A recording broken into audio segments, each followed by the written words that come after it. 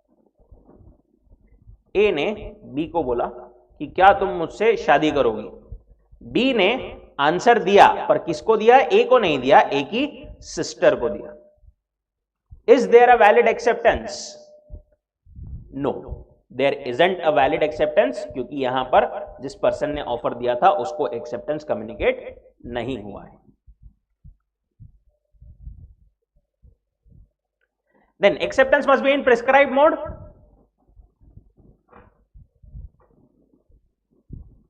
ए ने बोला बी को कि भाई मैं आपको ये ऑफर देता हूं, आप ये गुड्स खरीदोगे क्या? अगर आप एक्सेप्ट करते हो तो मुझे ईमेल से आपका एक्सेप्टेंस भेजो। कैसे? ईमेल से ही आपका एक्सेप्टेंस भेजो। अभी उसने स्पेसिफिकली बोला था कि मुझे एक्सेप्टेंस इस वे से चाहिए, बट बी ने क्या किया, यहां पर एक्सेप्टेंस भेजा उसको बाय व्हाट्सएप। तो यहां पर ये एक्सेप्टेंस वैलिड नहीं रहेगा, क्योंकि जिस वे में मांगा गया था उस वे में वो कम्युनिकेट नहीं हुआ था। पर यहां पर इंपॉर्टेंट पॉइंट एक क्या आता है कि जब इसने व्हाट्सएप से दिया ना मिस्टर ए को, तब मिस्टर ए ने ऑब्जेक्शन लेना चाहिए था कि भाई अरे मैंने तो ईमेल से मांगा था, आपने व्हाट्सएप से दिया, ये वैलिड नहीं है, ऐसा बोलना चाहिए। अगर ए ने व्हाट्सएप से भी एक्सेप्ट कर लिया तो उस केस में फिर वो बाद में ऐसा नहीं बोल सकता कि नहीं नहीं वो वैलिड नहीं था, मैंने तो ईमेल से मांगा था। जब दिया था पहले, जब ही बोलना था। Where a mode of acceptance is prescribed, it must be accepted in that manner. But if the proposer does not insist on the proposal being accepted in that manner, after it has been accepted otherwise, then proposer is presumed to have consented to the acceptance. उसने उस time पर objection नहीं लिया, इसका मतलब समझा जाता है कि उसने एक्सेप्ट कर लिया है वो। देन टाइम, एक्सेप्टेंस जो है वो रीजनेबल टाइम में कम्युनिकेट होना चाहिए सामने वाले को। रीजनेबल टाइम, अगर अपन ने बोला है फॉर एग्जांपल ऑफर देते टाइम पर कि आपका जो एक्सेप्टेंस है वो मुझे 10 दिन के अंदर बता दो, तो फिर तो उस केस में 10 दिन ये पीरियड लागू हो गया। बट अगर ऐसा कोई टाइम बोला नहीं है तो उस केस में क्या होगा, रीजनेबल टाइम में सामने वाले ने एक्सेप्टेंस देना होगा। अब ये रीजनेबल टाइम क्या होता है, it depends on case to case basis. हो सकता है पेरिशेबल गुड्स का अगर केस है, से फॉर एग्जांपल एप्पल बनाना जैसा, तो उसमें 10 दिन will not be a reasonable time, तब तक वो ऑफर एक्सेप्ट करेगा, तब तक तो वो मेरे गुड्स ही खराब हो जाएंगे, राइट। बट अगर से फॉर एग्जांपल घर खरीदने का है, ए ने बी को ऑफर दिया कि तू मेरा घर खरीदेगा क्या, तो वहां पर वो एक्सेप्टेंस दे सकता है 10 दिन में भी, इट वुड बी वैलिड। वही दिया है, acceptance must be given within the time limit specified if any, and if no time is stipulated within reasonable time. Acceptance एक वो बनाना वाला और दूसरा एग्जाम्पल बनाना वाला एंड एक वो हाउस वाला दिया है आपको। Then mere silence is not acceptance. क्या बोलते हैं, सिर्फ चुप रहना is not equal to acceptance. A ने ऑफर किया बी को कि भाई तू खरीदेगा क्या, बी ने कुछ बोला ही नहीं, इसका मतलब ये नहीं कि उसने एक्सेप्ट कर लिया। ए ने ऐसा बोला कि अगर तूने कुछ नहीं बोला तो मैं समझूंगा कि तूने एक्सेप्ट कर लिया, ये तो ऑफर ही वैलिड नहीं है। देखा था अपन ने कि ऐसी कोई टर्म अगर अपन ने डाल दी कि जिसका मतलब non compliance would amount to acceptance, ऐसी कोई कंडीशन वो ऑफरर नहीं डाल सकता। Acceptance of an offer cannot be implied from the silence of the offeree or his failure to answer. पर अगर जो एक्सेप्टर है उसने पहले कभी ऐसा बताया था अपने कंडक्ट से कि भाई मैंने कुछ नहीं बोला, इसका मतलब मैं एक्सेप्ट कर ले रहा हूं, तो फिर उस केस में वो मान लिया जाएगा कि आपने एक्सेप्टेंस साइलेंट रहकर दे दिया है। बेसिक रूल ये है कि silence is not acceptance, but अगर प्रीवियस कंडक्ट ऐसी है एक्सेप्टर की कि उसने पहले भी साइलेंट रहकर ऐसा बताया है कि भाई मैं एक्सेप्टेंस दे रहा हूं, तो उस केस में it is a valid acceptance. Case law Felthouse versus Bindley. यहां पर क्या हुआ,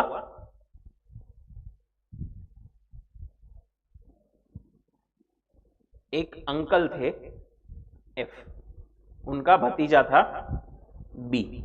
अंकल ने बी को बोला कि भाई तेरा घोड़ा जो है वो मुझे तू 300 रुपए में बेचेगा क्या। ओके, बी ने क्या किया, बी ने वहां पर उसका कोई जवाब नहीं दिया। अंकल ने नहीं किया, ऐसा ऑफर में लिखा था कि अगर तूने कोई जवाब नहीं दिया तो मैं ऐसा समझूंगा कि भाई तूने जो है वो घोड़ा मेरे को बेचने का हाँ बोल दिया। ये तो वैसे तो ऑफर ही वैलिड नहीं है, राइट। अब यहां पर बी ने क्या किया, बी ने एक ऑक्शन रखा था उसकी कुछ चीजों का, उसमें ये जो हॉर्स था, ये हॉर्स भी यहां पर रखा था। ओके, वहां पर जस्ट मैं आपको केस के ये बता रहा हूं फैक्ट्स। वहां पर क्या हुआ, वो हॉर्स भी यहां पर रखा था। यहां पर बी ने जो ऑक्शन करने वाला था ना, उसको क्या बोला था कि भाई एक काम करना, ये घोड़ा जो है वो अंकल ने मांगा है, अभी तक मैंने उनको जवाब नहीं दिया, बट वो अभी निकाल के साइड में रखना, अभी बेचना मत। पर वो ऑक्शनियर ने गलती से वो घोड़ा बेच दिया।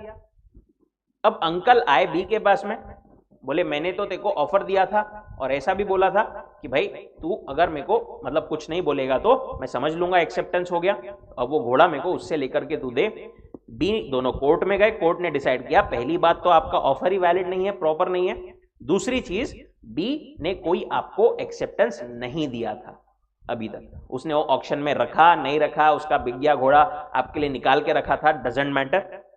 अभी उसने कोई बेसिकली एक्सेप्टेंस नहीं दिया था, तो आप में कोई कॉन्ट्रैक्ट नहीं बना है। Held F could not succeed as his nephew had not communicated his acceptance to him. अच्छा, अपन ने साइलेंट रहकर एक्सेप्टेंस दिया, ऐसा कब होता है?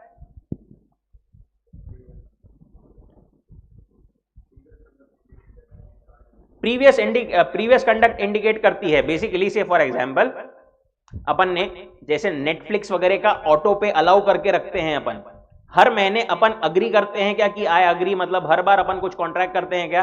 एक बार शुरुआत में वो अपने को टर्म्स वगैरह बोलता है कि एक्सेप्ट द टर्म्स एंड पे दिस अमाउंट, उसके बाद में अपन ने ऑटो पे लगा के रख दिया, तो हर महीने वो डेबिट होते जाता है विदाउट अपने को पूछे, बरोबर। उस केस में इट इज लाइक कि अपन ने इंप्लाइड एक्सेप्टेंस, वहां पर इंप्लाइड नहीं मतलब साइलेंट रहकर एक्सेप्टेंस दे दिया है। ओके, या फिर से फॉर एग्जांपल ए बी को नहीं क्या मैगजीन्स बेच रहा था, हर महीने का बी को चार्ज लग रहा था उसका। से फॉर एग्जांपल बी ने 1 साल का सब्सक्रिप्शन लेके रखा था, अब वो सब्सक्रिप्शन 1 साल का खत्म हो गया, पर फिर भी नहीं क्या ए बी को भेज रहा था मैगजीन्स। यहां पर बी की ड्यूटी थी कि ए को बोले कि मुझे मैगजीन्स नहीं चाहिए। अब यहां पर बी ने ऐसा कुछ बोला नहीं, उसने मैगजीन्स यूज करते गया। It is as good as उसने साइलेंट रहकर भी एक्सेप्टेंस दे दिया है। यही है आपका example 56। Then acceptance by conduct और implied acceptance. Acceptance by conduct और इंप्लाइड एक्सेप्टेंस मतलब हमने जो है हमारा एक्सेप्टेंस कुछ करके, कुछ मतलब एक्सप्रेसली ना करके, कुछ इंप्लाइड तरीके से जो है अपना एक्सेप्टेंस वहां पर दे दिया है। The performance of a condition of the proposal or the acceptance of any consideration for the reciprocal promise which may be offered constitutes an acceptance. A ने बोला B को कि तू मेरे को जो है 100 kgs गुड बेचेगा क्या? B ने क्या किया यहां पर? B ने यहां पर कोई एक्सेप्टेंस नहीं दिया, डायरेक्टली उसको जो है गुड्स जो है वो बना करके भेज दिया। It is like as good as उसने अपने कंडक्ट से एक्सेप्टेंस बता दिया। ए ने बी को परचेज ऑर्डर भेजा with 25,000 rupees as advance. Okay, बोले if accepted then keep the advance, if not return the money. B ने यहां पर कोई जवाब नहीं दिया, 25,000 अपने पास में रख लिया, right. It is as good as उसने अपने कंडक्ट से वहां पर एक्सेप्टेंस बता दिया है।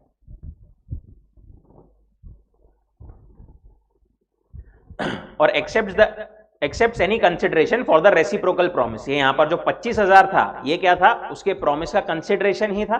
वो कंसिडरेशन उसने बेसिकली रेसिप्रोकल प्रॉमिस के लिए एक्सेप्ट कर लिया। इसका reciprocal promise is like B ने ए को गुड्स बेचना था, वो भी कंसिडरेशन था, उसके लिए उसने कंसिडरेशन एक्सेप्ट करके रख लिया था। When a person performs the act intended by the proposer as consideration for the promise offered by him, the performance of the act constitutes a acceptance. जैसा कि अपन ने ऊपर एग्जांपल देखा कि ए ने बी को ऑर्डर दिया तो उसने वो बना करके भेज दिया। When a person performs the act intended by the proposer, proposer चाहता था कि वो गुड्स बेचे, as consideration for the promise offered to him, उसने प्रॉमिस किया कि मैं तेरे को पैसे दूंगा, पहले वाले एग्जाम्पल में, और performance of the act constitutes acceptance. उसने जो उसको गुड्स बना के भेज दिए, it is as good as acceptance. Then communication of offer and acceptance, very important. Importance of offer and acceptance in giving effect to valid was explained in the previous paragraphs. One important common requirement for both offer and acceptance is their effective communication. Important तो छोड़ो, ये communication of offer या acceptance is very must अपन बोल सकते हैं। अगर सामने वाले को communicate ही नहीं होगा तो पता कैसे चलेगा offer या acceptance के बारे में? नहीं पता चलेगा, बरोबर। When parties, अब ये कम्युनिकेशन की बात करें तो when parties are face to face, no problem of communication। जब पार्टी आमने सामने है तो हाथों हाथ बोलकर एकदम क्लियर कट बात कर सकते हैं, कोई दिक्कत की बात नहीं है। या फिर फोन पे बात कर रहे हैं, इंस्टेंटेनियस कम्युनिकेशन है तो उसमें भी कोई दिक्कत नहीं है। फिर दिक्कत कहां आती है? when there is involvement of writing contract, मतलब कुछ अपन ने ऑफर एक्सेप्टेंस जो है राइटिंग में किया है, या पार्टीज अलग अलग लोकेशन पे है, बाय पोस्ट कुछ कर रहे हैं, बाय ईमेल कुछ कर रहे हैं, तो वहां पर हो सकता है एम्बिग्यूटी या फिर कुछ अनक्लियर चीजें हो जाए। कम्युनिकेशन हुआ नहीं हुआ, ये यहां पर कंसिडरेशन, वहां पर कंसिडरेशन मतलब वहां पर ये दिक्कतें आ सकती है। Difficulty arises when parties are at a distance, utilize post, telephone, email, internet. In such cases, it is important to know the exact time when the offer or acceptance is made or complete. ऐसे time पर यह जानना बहुत important है कि अपन ने actually acceptance या offer कब किया था और यह कब कंप्लीट हुआ था। इंडियन कॉन्ट्रैक्ट एक्ट ऐसे चीजों के लिए नहीं, क्या स्पेसिफिक टाइम बताता है कि इस टाइम पर जो है आपका ऑफर कंप्लीट हुआ, इस टाइम पर जो है आपका एक्सेप्टेंस कंप्लीट हुआ। अगर अपन बात करें सबसे पहले कम्युनिकेशन ऑफ ऑफर की,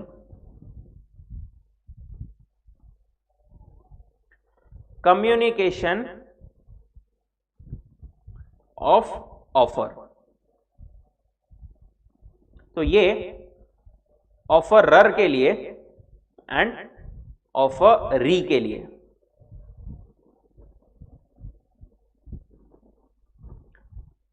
और वी कैन से एक्सेप्टर के लिए कब कब कंप्लीट होगा। ऑफर का communication is complete for the offeror when it reaches acceptor. सामने वाले को उसका ऑफर मिल गया कि it is said that offer का कम्युनिकेशन इज कंप्लीट, पर सिर्फ रीच करना मतलब सिर्फ मिलना इज नॉट सफिशिएंट। यहां पर क्या होना चाहिए?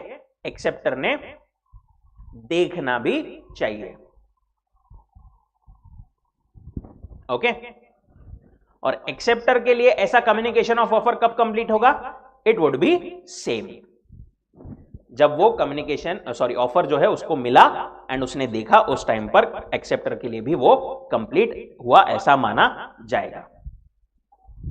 इन terms of section 4, communication of offer is complete when it comes to the knowledge of the person to whom it is made.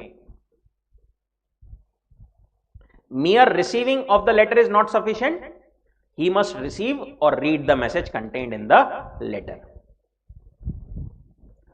अगर फॉर एग्जाम्पल ए ने भेजा 10th को, बी को मिला 12th को, पर बी ने देखा 13th को, तो यहां पर कम्युनिकेशन कब हुआ?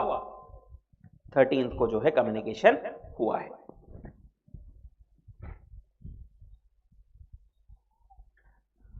Now communication of acceptance, communication of acceptance कब कंप्लीट माना जाता है? इसमें अभी कम्युनिकेशन ऑफ एक्सेप्टेंस में नहीं, क्या दो चीजें होती है, वो बोल रहे हैं कम्युनिकेशन ऑफ एक्सेप्टेंस। इसमें एक की बात करते हो अबाउट मोड ऑफ कम्युनिकेशन और दूसरा बात करते हैं वो टाइम ऑफ कम्युनिकेशन। अभी अपन पहले पढ़ते हैं टाइम ऑफ कम्युनिकेशन कि कम्युनिकेशन अपन ने ऑफर तो देखा कब कंप्लीट माना जाएगा, बट कम्युनिकेशन ऑफ एक्सेप्टेंस ये कब कंप्लीट माना जाएगा? ये है थोड़ा नीचे यहां पर,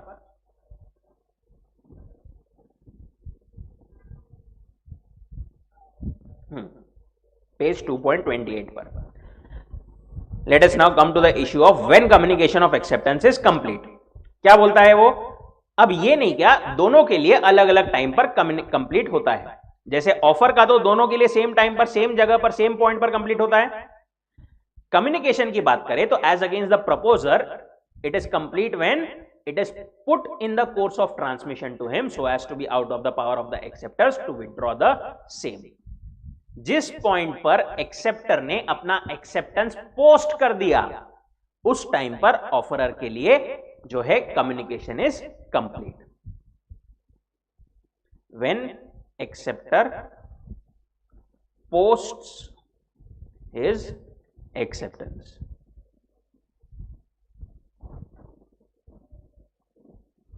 पोस्ट या फिर अपन बोल सकते हैं कोई भी ट्रांसपोर्ट या कुरियर में डाल दिया है उसने ट्रांसमिशन के लिए,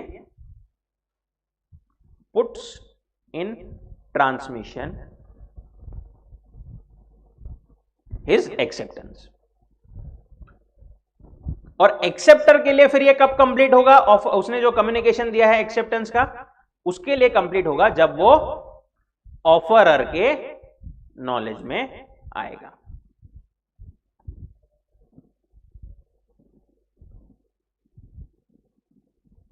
When यहां पर it comes to the knowledge of proposer or offerer।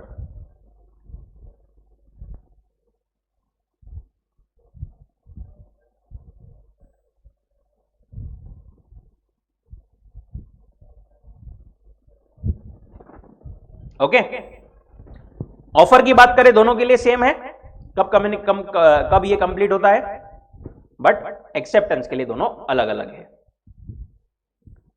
एक बात बताओ, ए ने बी को ऑफर भेजा कब? 15th को, मिला बी को 16th को, बी ने देखा 17th को। तो यहां पर ए के लिए ऑफर कब कंप्लीट हुआ कम्युनिकेशन? कब हुआ? 17th। बी के लिए कब कंप्लीट हुआ? Same 17th। ये हो गया ऑफर का। अभी बी ने नहीं किया, 2 दिन सोचा उस पर, बी ने क्या किया 19th को जो है पोस्ट कर दिया उसका एक्सेप्टेंस, इसको ए को।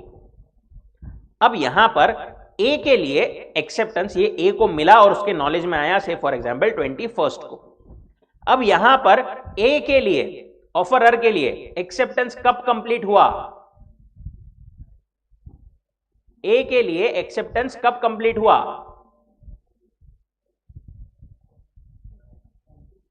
On 19th, when it is put into the course of transmission by the acceptor। Acceptor ने जैसे ही पोस्ट किया वैसे ही ऑफरर के लिए वो एक्सेप्टेंस कंप्लीट हो गया, कम्युनिकेट हो गया, ऐसा माना जाएगा। और ये बी जो है एक्सेप्टर है, इसके लिए कब माना जाएगा कंप्लीट? ऑन 21st, जब वो ए के नॉलेज में आया। झालं का क्लियर? यस।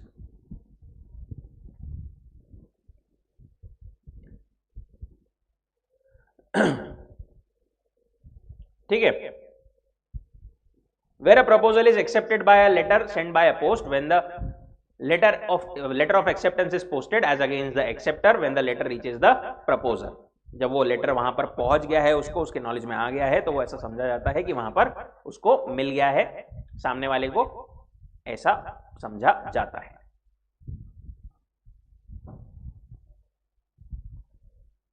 अभी ये उन्होंने वापस से एग्जाम्पल दिया है नीचे,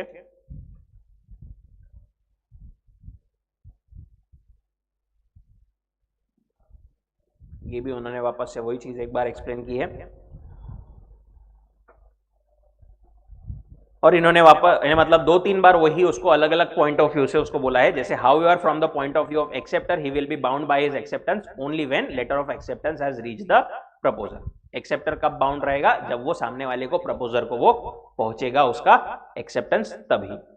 सो it is crucial that letter reaches the proposer. अगर प्रपोजर को उसका लेटर मिला ही नहीं एक्सेप्टेंस का, तो उस केस में एक्सेप्टर के लिए ऐसा माना जाएगा, से फॉर एग्जांपल यहां पर 19 को पोस्ट किया इसने, पर ये पहुंचा ही नहीं ए के पास में। ऐसे में ए के लिए तो एक्सेप्टेंस कंप्लीट हो गया है ऑन 19, पर बी के लिए वो कंप्लीट हुआ ही नहीं है, राइट। वो थोड़ी ऑकवर्ड सिचुएशन ऐसी हो सकती है अगर वो पोस्ट का जो लेटर है वो लॉस्ट हो जाए ऑन द वे।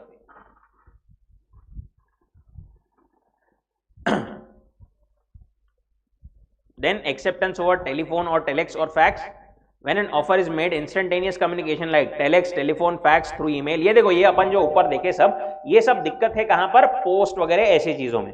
बट अगर इंस्टेंटेनियस कम्युनिकेशन हो रहा है आमने सामने पार्टीज, तो कोई दिक्कत की बात नहीं है, बरोबर। दूसरी चीज, अगर फोन पे बात हो रही है या इस पे ऐसे कोई मतलब टेलीफोन वगैरह इस पे बात हो रही है, तो उस केस में wherever communication like telephone, telex, fax, email, contract is only complete when the acceptance is received by the offeree. वहां पर भी जब सामने वाला बोलता है, उसकी आवाज सामने वाले को आती है, तभी वो कंप्लीट माना जाता है। कॉन्ट्रैक्ट इज मेड, और ऐसे इसमें कॉन्ट्रैक्ट बना कहां है, टेलीफोन के इसमें, वो कहां माना जाता है, where the acceptance is received.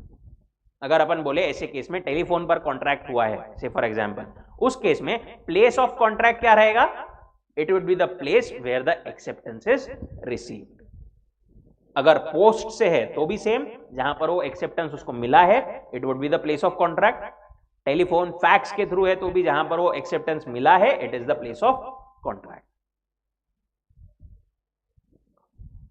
अगर बीच में कॉल ड्रॉप्स वगैरह होता है और कुछ एकदम वैलिडली उनकी फोन पर बात नहीं होती है, तो वहां पर कोई वैलिड कॉन्ट्रैक्ट नहीं बनता है। It was held in Entors Limited versus Miles Far East Corporation.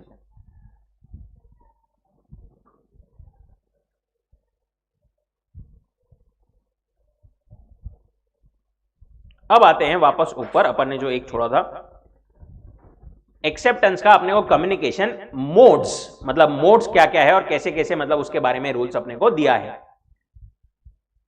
Mode of acceptance, section 3 of the act prescribes in general 2 modes of communication. एक हो सकता है बाय एक्ट, दूसरा हो सकता है बाय ओमिशन। अपन कुछ करके बेसिकली एक्सेप्टेंस दे रहे हैं, या हो सकता है कुछ ना करके भी अपन एक्सेप्टेंस दे रहे हैं, ऐसा भी हो सकता है। कुछ करके मतलब स्पेसिफिकली कुछ बोल करके या कुछ एक्ट करके, जैसा उसने गुड्स भेजा था, कुछ एक्ट किया था, बरोबर। और ओमिशन मतलब फोरबियरेंस वाला, जैसे कि अपन ने वो जीरा सोडा का एग्जांपल देखा था, वहां पर सामने वाले कोको कोला ने क्या बोला था मेरे को कि 10 लाख रुपए देंगे हम आपको, आप मत खोलो। मैंने ना खोलकर फोरबियरेंस करके जो है अपना एक्सेप्टेंस दिया है, बरोबर। तो वो बोल रहे हैं वही अगेन कि एक्सेप्टेंस भी can also be by an act or a फोरबियरेंस। Then जो कम्युनिकेशन हो सकता है, वो हो सकता है कि एक्सप्रेस हो, या फिर हो सकता है by implied, basically by conduct हो। ओके, एक्सप्रेस मतलब अपन ने लिख करके एक्सप्रेसली उनको कम्युनिकेशन दिया है अपना एक्सेप्टेंस का, या फिर हो सकता है इंप्लाइड तरीके से, जैसे कि ऊपर अपन ने एग्जांपल में देखा था कि ए ने बी को परचेज ऑर्डर भेजा, बी ने जो है एक्सेप्टेंस नहीं भेजा, डायरेक्टली गुड्स बना करके भेज दिया। It is as good as impliedly उसने कंडक्ट से अपना एक्सेप्टेंस दिया है। Getting it? एक तो मोड में it can be by act और by forbearance, okay, it can be by implied और express way also. Acceptance by act और फोरबियरेंस, और it can be by express और बाय कंडक्ट, और we can say implied. Okay, ये इतना इसका सारांश है।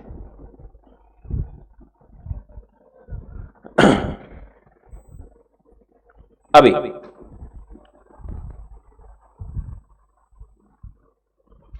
अपन ने यहां पर लेकिन एक बेसिक पॉइंट ये सेम रहता है कि कम्युनिकेशन होना जरूरी है। अगर कम्युनिकेट नहीं हुआ है किसी भी तरीके से तो वहां पर वो वैलिड नहीं रहेगा। जैसे where resolution passed by the bank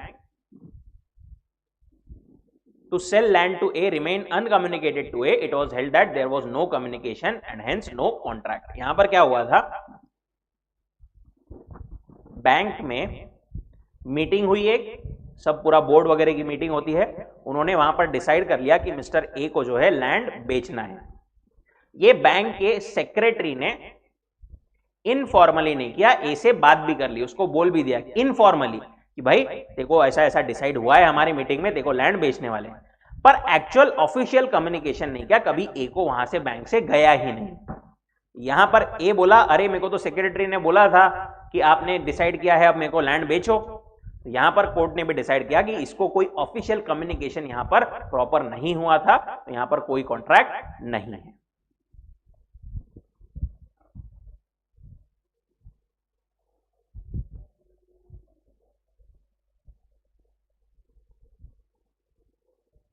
ये अपन ने पढ़ा।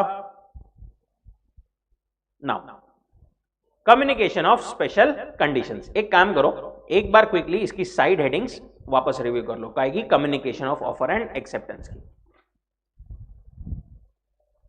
सो दैट आपको और थोड़ा क्लियर हो जाए।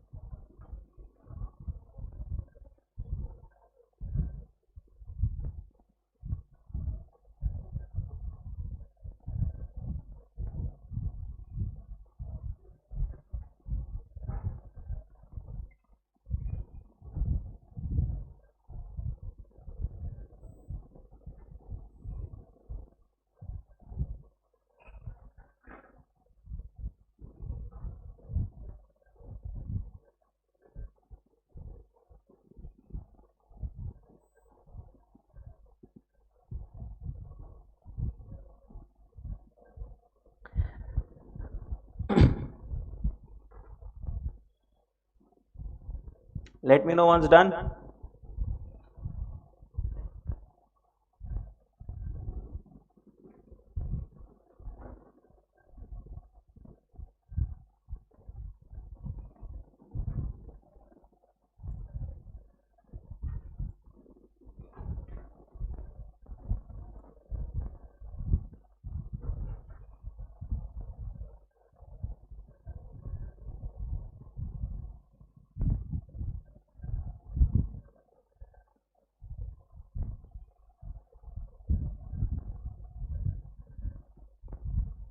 ठीक है,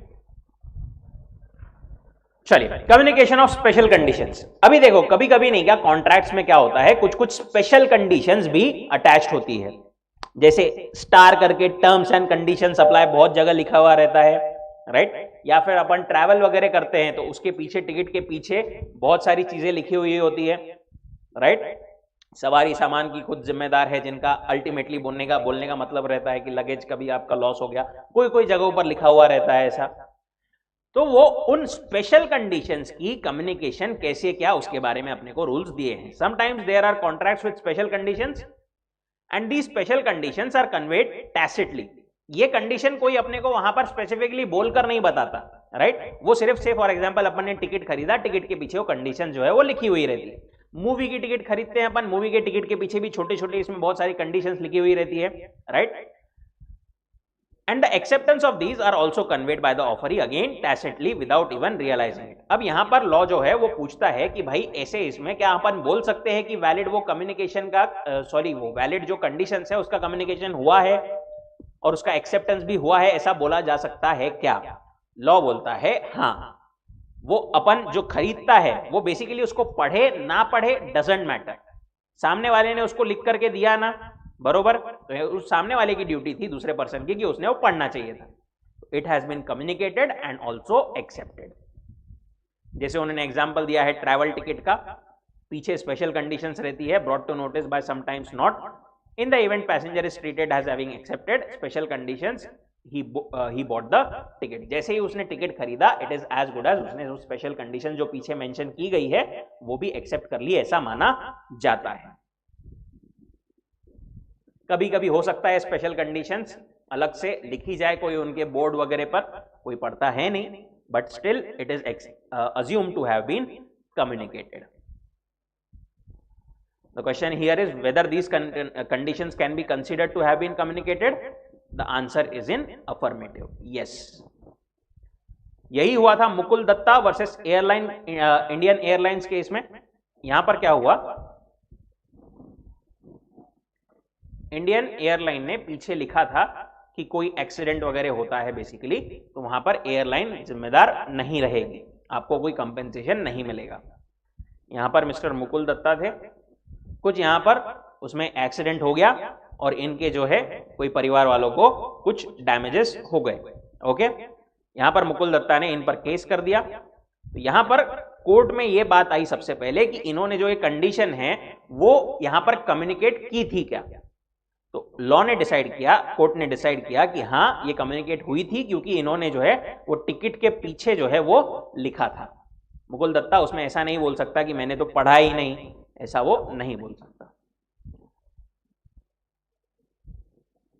अभी ये कंडीशन स्पेशल कंडीशन हो सकती है और इसका ऐसा जो है इसका कम्युनिकेशन भी माना जाएगा, पर जो आपने कंडीशंस बोली है ना वो अनरीजनेबल कंडीशंस नहीं होना चाहिए. कुछ भी आप कंडीशन डालोगे और फिर बोलोगे हमने तो कंडीशन बताई थी, सामने वाले ने एक्सेप्ट नहीं की या फिर एक्सेप्ट कर ली बेसिकली, तो वो वहां पर वो वैलिड नहीं रहेगा. जैसे कि लिली व्हाइट वर्सेस आर मनुस्वामी, यहां पर क्या हुआ था,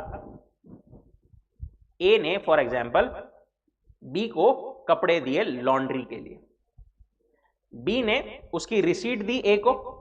ओके, वहां पर फॉरेन में बेसिकली रिसीट मतलब कोई जो एकदम बड़े बड़े अच्छे ये रहते हैं ना फॉरेन में, इंडिया में भी वो लोग रिसीट देते हैं कपड़ों की भी. ओके, उन्होंने रिसीट दी. रिसीट के पीछे क्या लिखा था कि अगर कपड़े आपके गुम जाते हैं हमसे तो हम आपको सिर्फ 15% वो वैल्यू वो कपड़ों की देंगे. राइट. अब यहां पर ए के कपड़े जो बी को दिए थे उसने वो गुम गए. ओके, बी बोला मैं तो 15% दूंगा आपको, मैंने पीछे लिखा है. दोनों कोर्ट में गए, कोर्ट ने ये डिसाइड किया तूने पीछे लिखा माना, कम्युनिकेशन किया तूने कंडीशन का, मान लिया कम्युनिकेशन भी हुआ है, पर ये जो तूने कंडीशन डाली है ना ये अनरीजनेबल है, ये प्रॉपर नहीं है. ऐसे तो मतलब तू फिर ऐसा करेगा कि सबके कपड़े खुद ही गायब कर लेगा और बाहर बेच देगा 50% में, लोगों को 15% दे देगा. बरोबर, ऐसा कर सकता है वो. बरोबर, तो इसीलिए वहां पर वो वैलिड कंडीशन नहीं मानी जाएगी. आइडियली एटलीस्ट 60-70% उसने वैल्यू का वापस करना चाहिए अगर उससे गुम जाता है तो.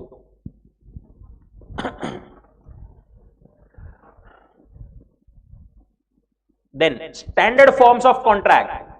देखो अपन कॉलेज में आप एडमिशन लेते हो या फिर बैंक में अकाउंट वगैरह खोलते हो तो वहां पर एक स्टैंडर्ड फॉर्म रहता है पूरा. राइट, अपन उस पर साइन वगैरह करते हैं, बहुत सारी टर्म्स वगैरह रहती है, बहुत सारी जगहों पर अपना नाम वाम बस भरना रहता है, बाकी सब फॉर्मेट जो है सेम रहता है सबका.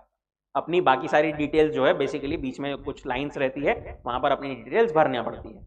That is basically standard forms of contract. यहां पर लॉ बोलता है कि क्या standard forms of contract valid है क्या? बिल्कुल वैलिड है. ओके, पर जस्ट ये एक चीज वहां पर होना चाहिए कि जो भी कंडीशंस आप डाल रहे हो स्टैंडर्ड फॉर्म ऑफ कॉन्ट्रैक्ट में वो सामने वाले को आपने बताई हुई रहनी चाहिए.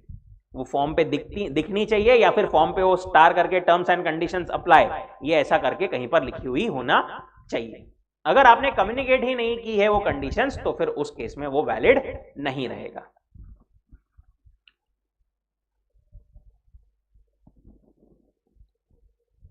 जैसे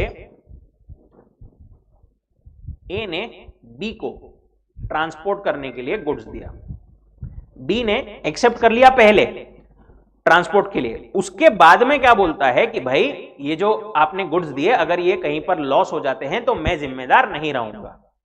यहां पर ये कंडीशन का कम्युनिकेशन वैलिड नहीं है. क्यों?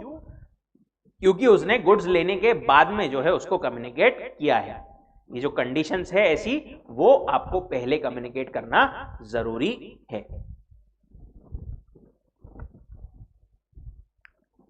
It is well established that the standard forms may be enforced provided the party wanting to enforce has given notice of which in the circumstances of the case is sufficiently reasonable. आपने पहले properly सामने वाले को बताया है तो वो standard form of contract में वो आ जाएगा, बट बाद में बताया तो फिर वो वैलिड नहीं रहेगा।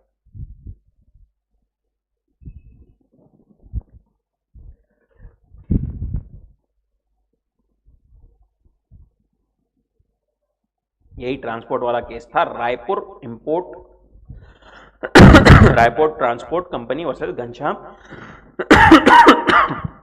सॉरी एनाग, ये केस में। Then communication of performance.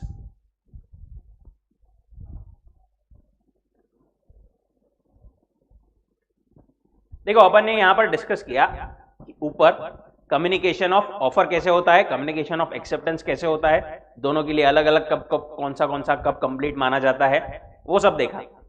अभी ये वापस से उन्होंने पूरा ऊपर जो है वही चीज को वापस से रिपीट किया है। उसके बाद में यहां पर एक मेन पॉइंट बस क्या है कि आपने ए ने बी को ऑफर किया, ओके। अब कभी कभी क्या होता है, ए ने बी को सिर्फ बी को नहीं किया, से फॉर एग्जांपल जनरल ऑफर किया,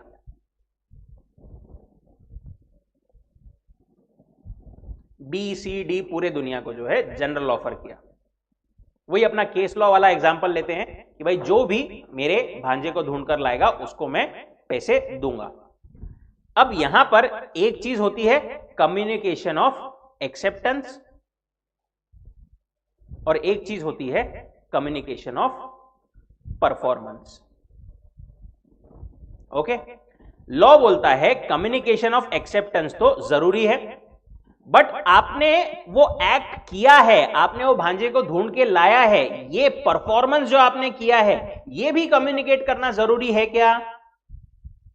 लॉ बोलता है अगर कॉन्ट्रैक्ट में स्पेसिफिकली बोला गया है कि आपने परफॉर्मेंस भी कम्युनिकेट करना है तो उस केस में वो कम्युनिकेट करना जरूरी है, अदरवाइज सिर्फ एक्सेप्टेंस का कम्युनिकेशन इज सफिशिएंट। एक और एग्जांपल लेते और समझेगा।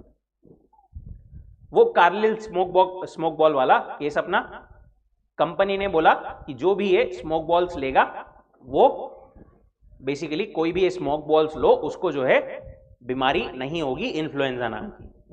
अब यहां पर मिसेस ए पकड़ते हैं अपन, उन्होंने क्या किया, वो स्मोक बॉल कंज्यूम किए, ओके। यहां पर कंज्यूम करने का परफॉर्मेंस किया उन्होंने, बरोबर।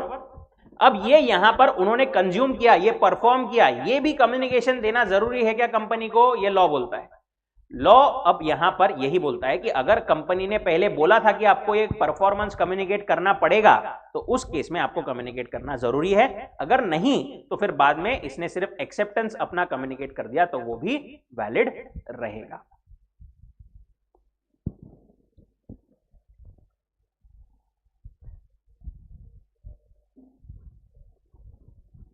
ये देखो वही वो बोल रहे हैं यहां पर, at times offeree, that is acceptor, may be required to communicate the performance of the act by way of acceptance. In this case, it is not enough if the offeree merely performs the act, but he should also communicate his performance. Unless the offer includes the term includes a term that mere performance will constitute an acceptance. Okay. The court thus in the process laid down the following three important principles. क्या? Offer to be capable of acceptance must contain a definite promise by the offerer that he would be bound provided the terms specified by him are accepted. Offer may be made either to a particular person or to a public at large. If an offer is made in the form of promise in return for an act, the performance of that act, even without any communication thereof, is treated as an acceptance of the offer. एक बार quickly ये वाला case law, ये इतना नीचे वाला part सब लोग पढ़ेंगे वापस।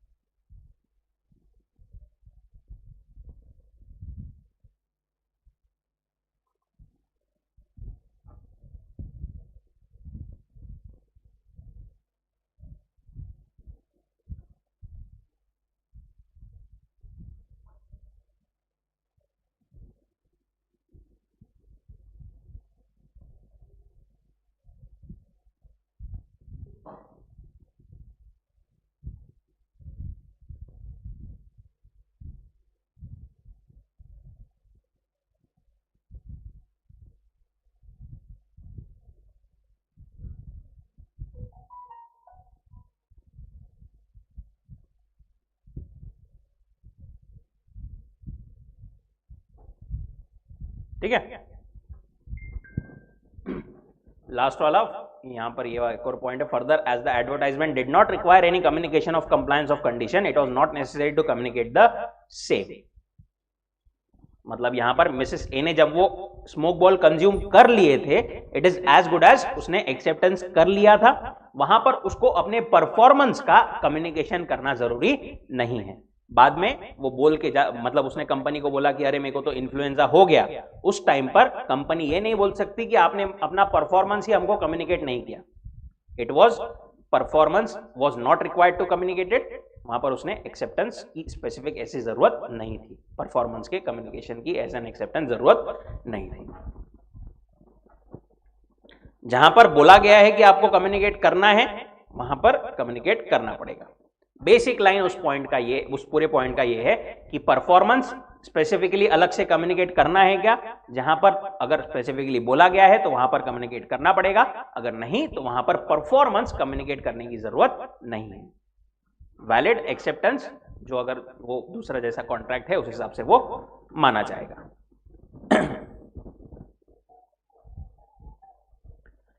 Then revocation of offer and acceptance, last point. Revocation मतलब cancellation, okay. Revocation of offer and acceptance, इसमें दो चीजें आती है। एक तो रिवोकेशन कब होता है, कब कंप्लीट होता है, और दूसरा कब तक किया जा सकता है।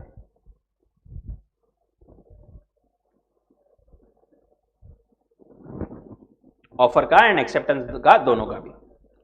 पहले अपन देखते हैं कब कंप्लीट माना जाता है। फॉर एग्जाम्पल, एक पर्सन ने, ए ने बी को कुछ तो रिवोकेशन भेजा। रिवोकेशन मतलब कैंसलेशन। पहले उसने ऑफर दिया होगा मे बी, अभी वो क्या कर रहा है, उसको रिवोकेशन भेज रहा है। किसी भी चीज का ऑफर, एक्सेप्टेंस, जिसका भी रिवोकेशन भेज रहा है, कैंसलेशन भेज रहा है। रिवोकेशन जिसने भेजा वो उसके लिए कब कंप्लीट होगा और जिसको भेजा उसके लिए कब कंप्लीट होगा। क्या बोलता है section 4, as against the person who makes it, it is complete when it is put into the course of transmission to the person to whom it is made। ये पर्सन के लिए, जिसने किया उसके लिए, when he puts it into transmission। और ये person जिसको भेजा है वो रिवोकेशन, इसके लिए कब कंप्लीट होगा, when it comes to his knowledge। जब वो सामने वाले को मिला, उसको पता चला, तब वो उसके लिए रिवोकेशन कंप्लीट माना जाएगा। As against the person to whom it is made when it comes to his knowledge. That is revocation करने वाले के लिए जब उसने रिवोकेशन भेजा, रिवोकेशन जिसको भेजा है उसके लिए जब उसको रिवोकेशन मिला।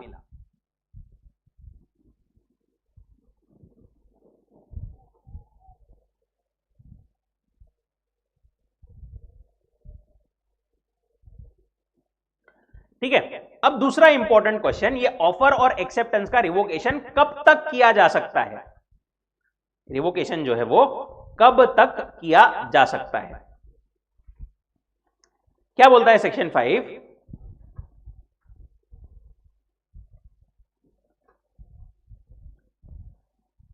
act of proposal can be revoked at any time before the communication of its acceptance is complete as against the proposer। Offer जो है वो कब तक रिवोक किया जा सकता है, जब तक वो उसका acceptance is not complete for the offeror.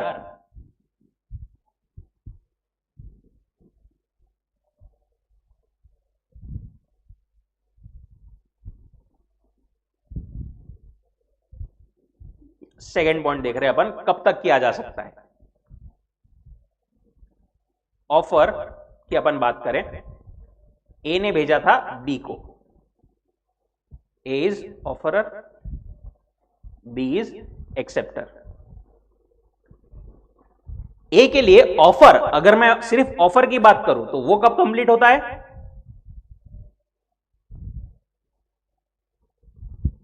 जब वो बी को मिले और बी के लिए भी व्हेन इट रीचेस बी, उसके लिए भी सेम है। ओके, एक्सेप्टेंस कब कंप्लीट होता है ऑफरर के लिए? When acceptor B puts in transmission, और एक्सेप्टर के लिए व्हेन ए के नॉलेज में आया। अब ये पूछ रहे कि ये जो ऑफर था ना, वो रिवोक कब तक किया जा सकता है? जब तक के लिए वो ऑफर कब तक रिवोक किया जा सकता है? जब तक इस ये acceptance is not complete for the offeror. Acceptance कब कंप्लीट होता है ऑफरर के लिए? When B puts it into transmission. That is B के एक्सेप्टेंस पोस्ट करने के पहले तक वो है ऑफर को जो है अपने कैंसल कर सकता है। ठीक है। दूसरी चीज, एक्सेप्टेंस का रिवोकेशन कब तक हो सकता है? An acceptance may be revoked at any time before the communication of acceptance is complete as against the acceptor. Acceptance का रिवोकेशन कब तक कंप्लीट हो सकता है? कब तक किया जा सकता है रिवोकेशन? जब तक acceptance is not complete for the acceptor. That is when A के नॉलेज में आएगा। That is ऑफरर को जब तक वो पहुंचता है उसका एक्सेप्टेंस, उस पॉइंट तक जो है एक्सेप्टर अपना एक्सेप्टेंस रिवोक या कैंसल कर सकता है। सर एक बार एक्सेप्टर ने भेज दिया तो फिर वो रिवोक कैसे करेगा? बाद में भेजेगा तो हो सकता है कोई फास्टर मोड से भेज दे। हो सकता है पहले उसने एक्सेप्टेंस भेजा था कि भाई मैं एक्सेप्ट करता हूं, फिर उसको ध्यान में आया अरे नहीं नहीं नहीं नहीं मेरे को नहीं भेजना था, तो उसने फोन करके बोल दिया भाई मैंने एक्सेप्टेंस भेजा पर वो नहीं है, मैं यहां पर रिजेक्ट करता हूं। जो पहले पहुंचा बेसिकली वो माना जाएगा।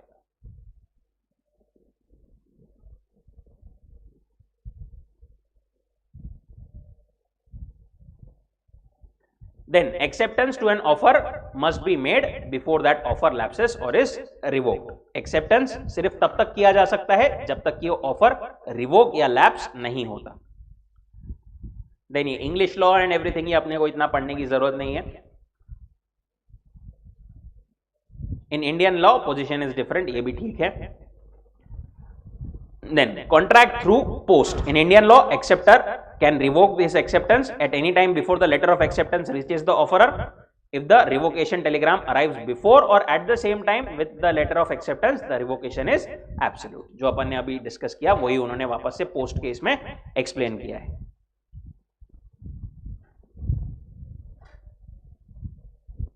एक्सेप्टर वो पूछ रहे हैं रिवोक कब तक कर सकता है अपना एक्सेप्टेंस? जब तक कि इसका एक्सेप्टेंस बी को पहुंच नहीं जाता। दैट इज उसके लिए एक्सेप्टर के लिए वो एक्सेप्टेंस कंप्लीट नहीं होता, तब तक के लिए वो रिवोक कर सकता है। देन कॉन्ट्रैक्ट ओवर टेलीफोन, ये सब कब है? जब पोस्ट की अपन बात कर रहे हैं। पोस्ट में सब ये झंझट है, बट अगर टेलीफोन पे होता है कॉन्ट्रैक्ट तो contract can be made over telephone. The rules regarding offer and acceptance as well as their communication by telephone or telex are the same as for contract made by the mutual meeting of the parties. जैसे mutual meeting होती है वैसे ही telephone पर बात होती है आमने सामने। आमने सामने मतलब इमीडिएट इसमें बात होती है। The contract is formed as soon as the offer is accepted, but the offeree must make sure that this acceptance is received by the offerer. Telephone पे बस इतना अपने को इंश्योर करना जरूरी है कि सामने वाले ने प्रॉपरली सुनी है ना अपनी बातों को। बार बार वापस, इसलिए आप देखोगे कि जब भी फॉर्मल कॉल्स वगैरह होते हैं ना तो वहां पर ऐसा बोला जाता है कि do you agree, do you acknowledge that you have received this और यू हैव हर्ड दिस, ऐसा होता है। इफ किधर गया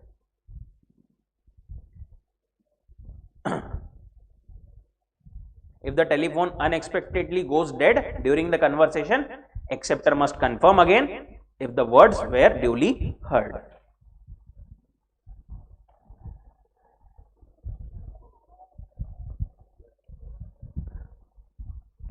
अच्छा, रिवोकेशन जो है प्रपोजल की एक अपन बात कर रहे हैं, इन्होंने आखिरी पॉइंट दिया है कि प्रपोजल का रिवोकेशन, दैट इज ऑफर का रिवोकेशन कैसे कैसे हो सकता है।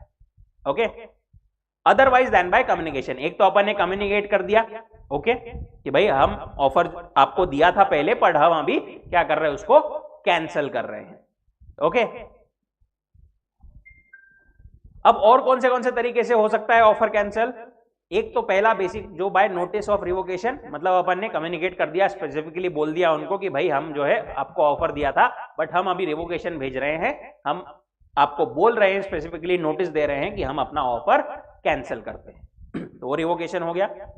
दूसरा bye lapse of time,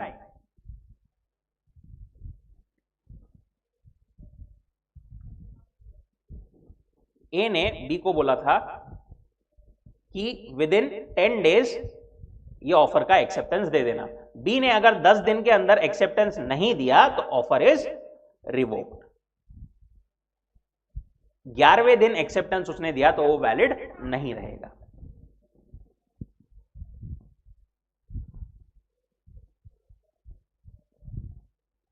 then by non fulfilment of conditions precedent, हो सकता है कि ऑफर दिया तो वहां पर एक्सेप्टेंस के साथ में कुछ तो भी कंडीशन फुलफिल करने बोली थी कि भाई अगर आप अपना एक्सेप्टेंस देते हो तो हमको साथ में एक डिपॉजिट का अमाउंट भेजो।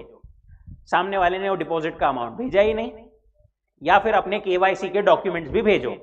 सामने वाले ने सिर्फ एक्सेप्टेंस भेजा, केवाईसी के डॉक्यूमेंट भेजा ही नहीं। उस केस में भी ऑफर जो है क्या हो जाएगा, आपका रिवोक या कैंसिल हो जाएगा।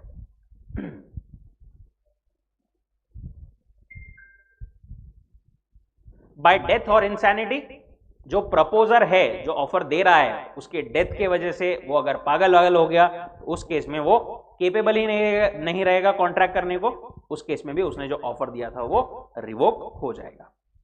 देन बाय काउंटर ऑफर, अगर सामने वाले ने ए ने बी को ऑफर दिया, बी ने सामने से काउंटर ऑफर दे दिया, तो again it is considered as revoke main offer.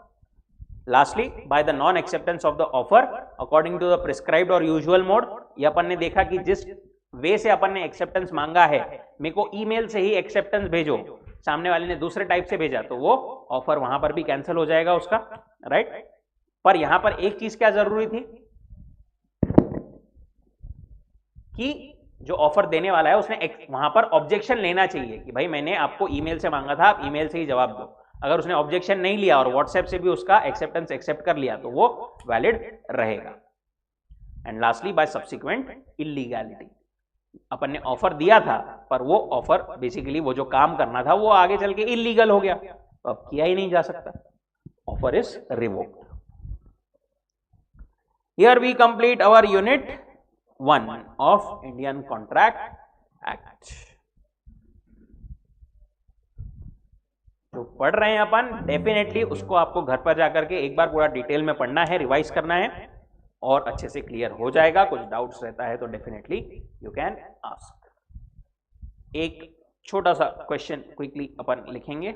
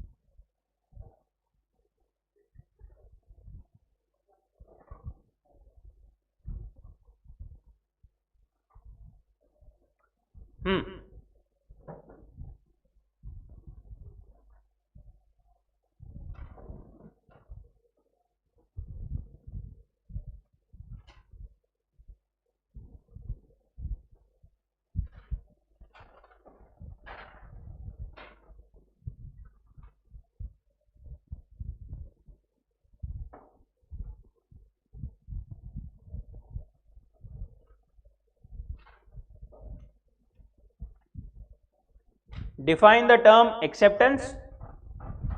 Explain the legal rules regarding a valid acceptance.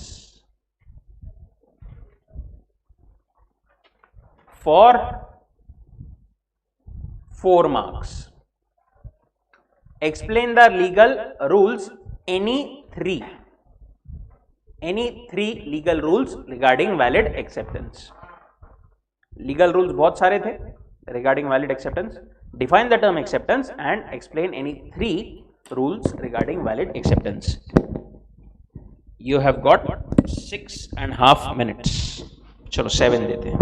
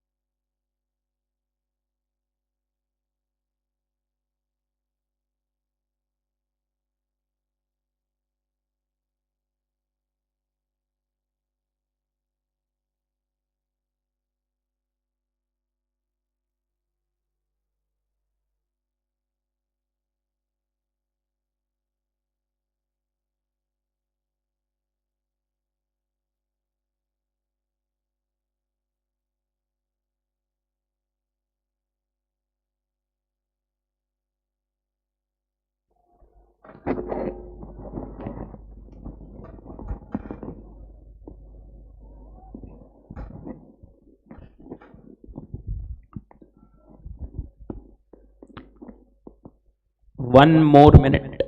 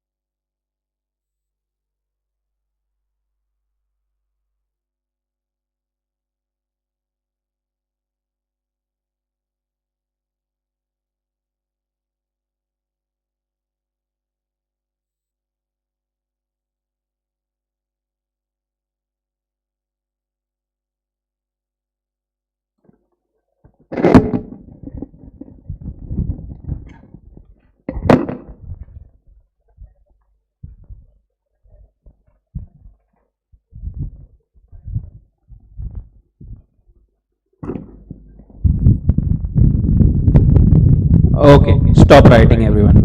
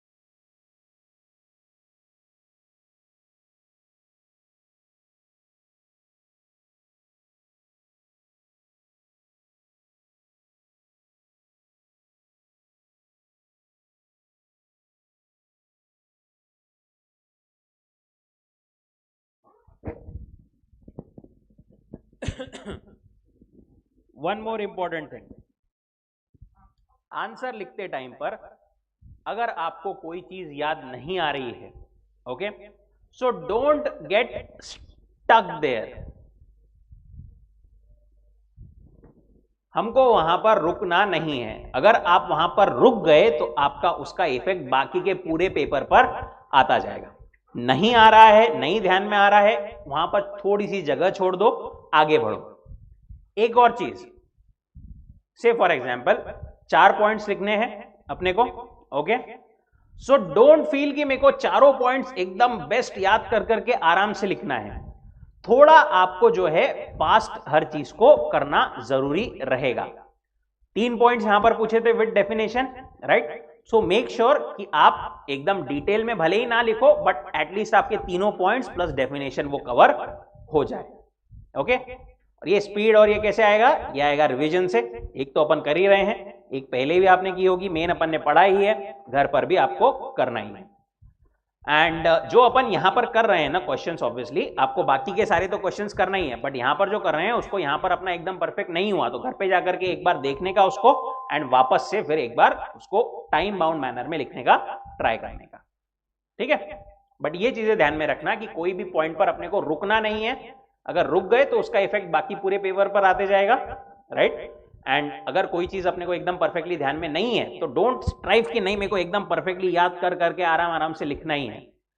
पहला main motive should be to complete the paper. Always remember 5 average answers fetch more marks than 3 or 4 best answers, ठीक है? 5-6 ज्यादा average answers will give you more marks than your 3-4 best answers, okay? तो paper completion and सब चीजें complete करने पर should be our first important target. इसका मतलब ये नहीं कि बस जो लिखना भी, मतलब जो इंपॉर्टेंट पॉइंट्स है उसको भी छोड़ करके अपन आगे बढ़ रहे हैं। पर डोंट मतलब स्ट्रेस की नहीं, एकदम परफेक्टली मेरे को अभी के अभी ही पूरा कंप्लीट करना है, राइट? नहीं आ रहा है एक आधा पॉइंट, एक जगह छोड़ो, आगे बढ़ो, ठीक है? चलिए रुकते हैं यहां पर। Thank you so much.